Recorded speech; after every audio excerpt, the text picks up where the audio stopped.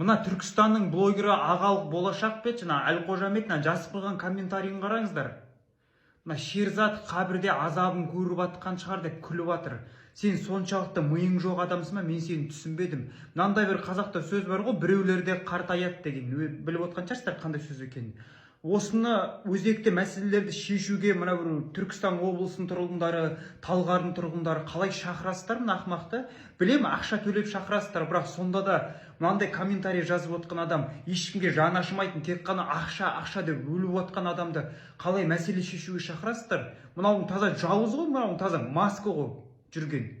Ешкімге жаны ашып отқан жоқ мынау. Қай жақта ақша, қай жақта авторитеті бар адамдар көп, сойқа қарай зыпың етіп жүгіріп отқан адам ғой. Маскасы ашылып отыр күнде. Мынау не деген комментарий? Бұндай комментарийлер жетеді. Мынау өліп қалған адамның қабірде жатып мазасын алып, не алып атқан, азап алып атқан шығар Шерзат деп. Келесі ауру адамның өзі етіп жазбайды, сен қайдан шыққан адамсың?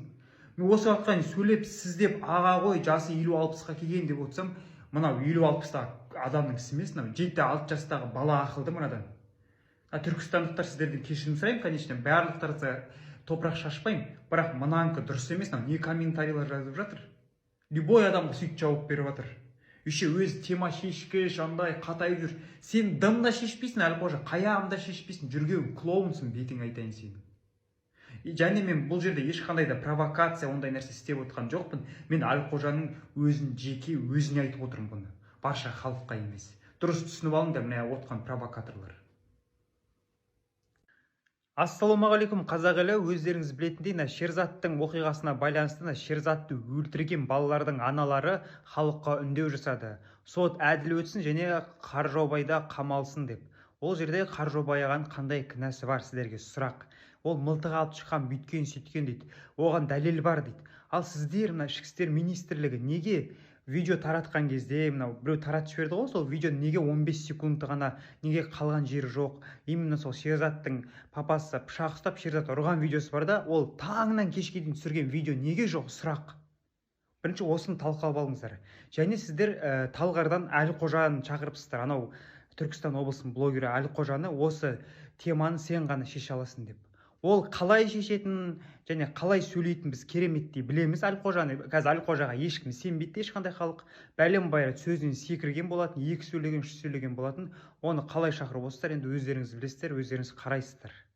Шақырсаңыздар, шақырыңыздар, бірақ мынау қазір халықтың көзі ашық, халық бәрін көріп отыр.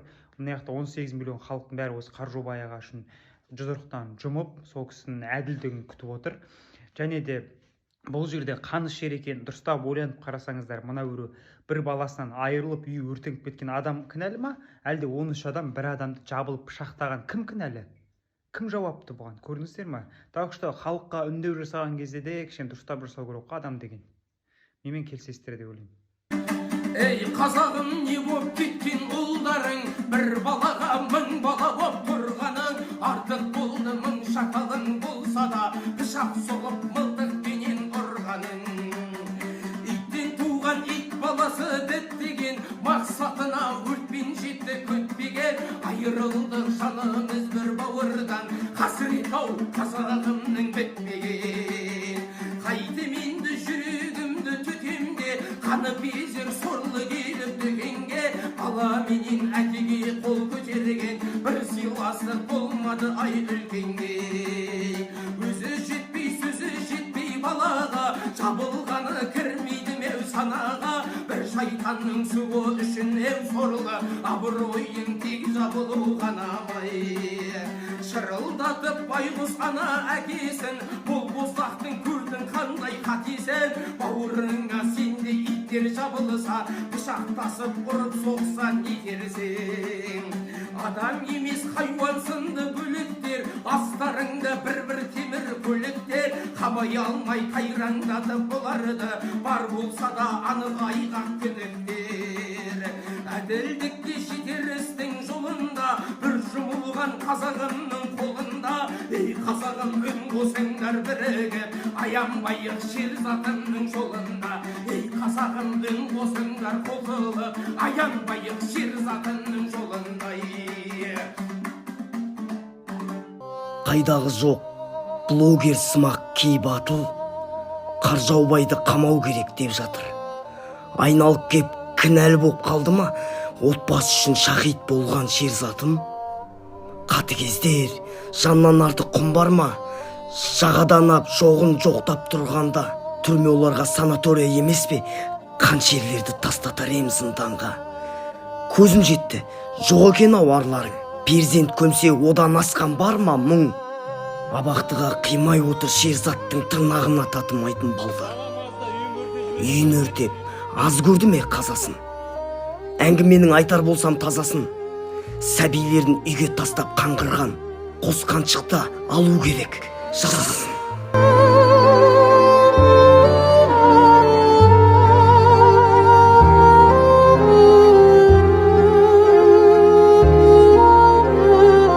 Ана видеоны, магазинде тұрған видеоны, камераны алып өшіріп тастаған. Бұл барып тұрған қылмыс. Түсіндіңіздер ма? Бұл анау дәлелді фактілерді құрту деген, значит, жоғарыдан команда алды ол. Бет албат анау тергеуші оны алады да өшіре салмайды.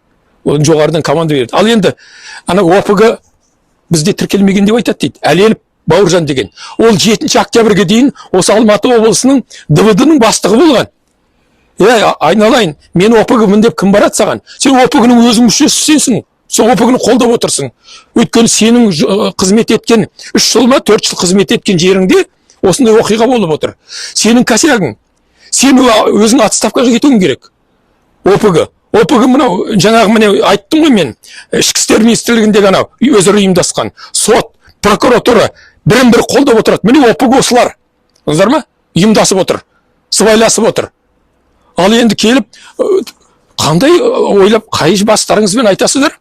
ОПГ өзі тіркелмеген деп. Сонда барып тіркелу керек пе? Тіркейтін сендер және өзің ішінде барсың ғой. Соны істеп отырған. Сондықтан мынау өткенде азаматтық қоғам бір белгісі Жан Ахмадиев деген бір азамат бар. Сол шырылдап тұрып айтты.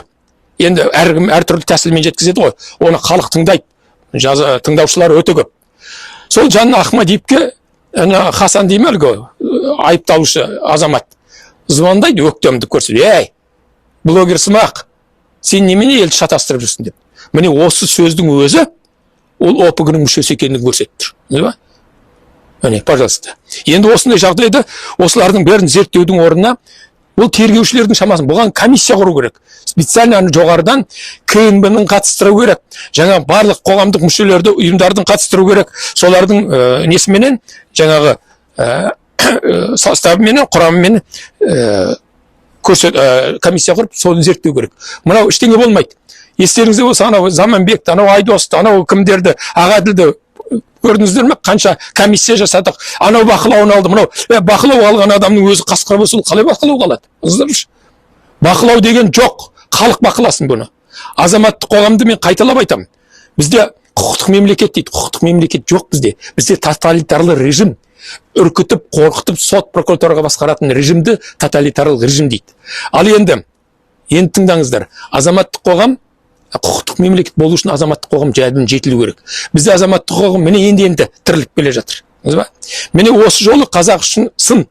Егер Шерзаттың өлімін жаңа оның кегін қайтара алмасақ, оның намысын қорғай алмасақ, онда біз ұлт болудан мүмкін емес. Үлкен күдік бар. Алда қалай болатынымызды білмейміз онда.